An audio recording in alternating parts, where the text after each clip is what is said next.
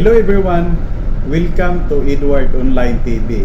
So ngayon ituturo ko sa inyo kung paano tayo makagawa ng song with lyrics. So madalas natin itong makikita sa mga TikTok at saka sa mga Facebook post.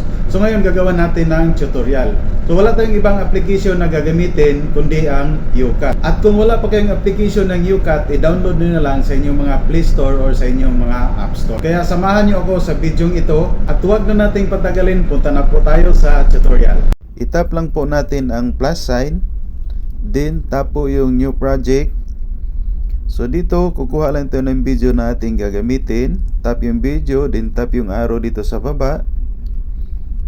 So ito na po yung video na lagyan natin ng song with lyrics. So ang pinakamabilis na paraan na makakuha tayo ng song with lyrics ay punta lang tayo sa ating TikTok. So dito sa ating TikTok, punta lang tayo sa search bar. Then dito, i-type lang natin ang lyrics song overlay. Then dito sa baba ay lumabas na po yung lyrics song overlay. I-tap lang natin yan. Then dito na po yung mga lyrics na ating i-download. Be sure lang guys na pipiliin nyo yung naka-black background. At kung may gusto ka ng kanta, i-tap mo lang. Then ang next step guys, i-download po natin ang kanta na ating napili. Sa pag-download, i-tap mo lang yung arrow or yung share button. Dito sa baba may lalabas pong ganito. Kapag pindutin natin yung save video, ma-download po natin ang lyrics pero may lalabas po na watermark galing kay TikTok. So ngayon i-download natin na walang watermark. Pindutin lang po natin yung copy link, tapos punta lang tayo sa Google. Tapos dito guys, i-type nyo lang ang Snaptik. Dito may search history na ako, i-tap ko lang yan. So after nyan may lalabas na Snaptik ulit, i-tap nyo lang guys. Then after nyan matap, dito i-paste mo yung link na kinapi mo, i-tap mo yung paste. Then after nyan, i-tap mo ulit ang download. Tapos i-tap nyo lang ulit guys ang isa pang download na lalabas. Then after nyan, i-close nyo lang yung ads. Tapos dito na po nakikita nyo na downloading na po yung kanta na ating dinownload at napakabilis lang pong mag-download. So ngayon guys, halimbawa kapag may gusto kayong kanta, i-type nyo lang dito sa search bar ng TikTok. Example, ang hanapin kong kanta ay You're My Pangga.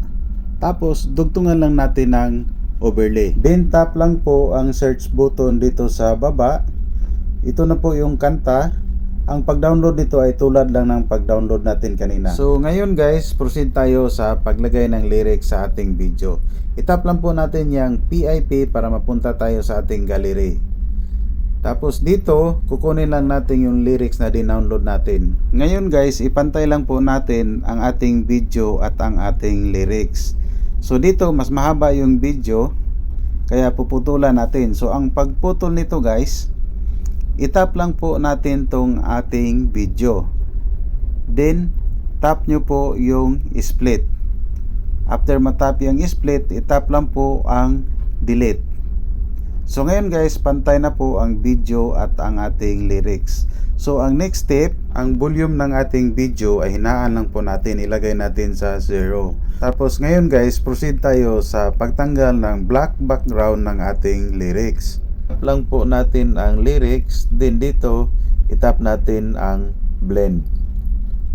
Then ang sunod na itap natin guys, para matanggal na yung black background, ay yung filter. So tap lang po yung filter.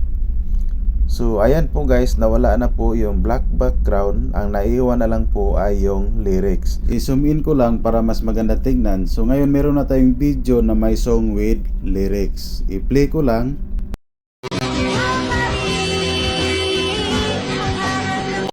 Ngayon guys, nakagawa na tayo ng video na may song with lyrics.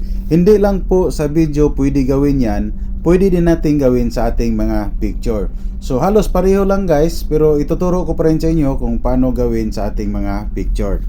Tap lang po natin yung new project guys, din dito kukuha lang tayo ng picture na gagamitin natin. Tap lang po yung picture, tapos tap yung arrow, tapos ang next step guys, kukunin lang natin yung lyrics na dinownload natin sa ating gallery. Tap yung PIP, din dito tap natin yung lyrics. So ayan na po guys yung lyrics.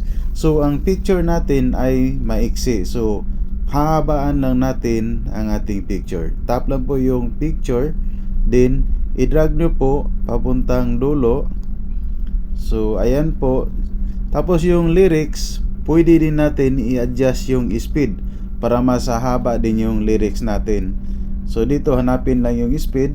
So ito po yung speed, tap lang, then i-adjust natin pahinaan. So yun guys, na medyo mahaba na yung lyrics natin, ipantay lang natin. So ayan po. Ngayon, proceed na tayo sa pagtanggal ng black background ng ating lyrics. So itap lang po natin itong blend. Then after mo matap yung blend, itap mo naman ulit itong filter. So ayan po, natanggal na po yung black background. Tapos i-move ko lang dito banda sa baba. So ayan po. Ngayon okay na, i-play ko lang. You're my pangga, I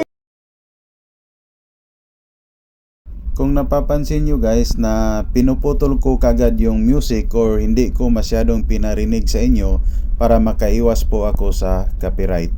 Yun lang po guys, sana nakatulong sa inyo ang video ito. At kung may mga katanungan kayo or suggestion, huwag kalimutang i-comment sa baba.